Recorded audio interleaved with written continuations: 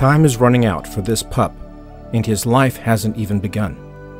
Montana Fish, Wildlife and Parks is proposing a second hunting extension that would lengthen the current wolf hunting season through April 1st, 2012. This is the time that female wolves give birth to their pups.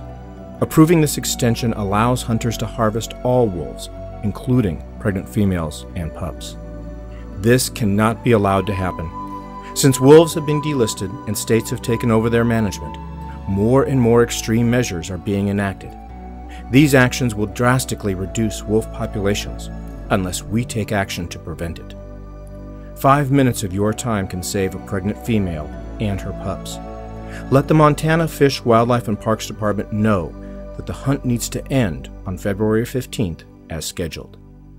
It's time to have your voice heard. For more information on how you can help wolves, please visit Project Alpha Wolf on Facebook or go to www.wolfwatcher.org. Together, we can make a difference for wolves.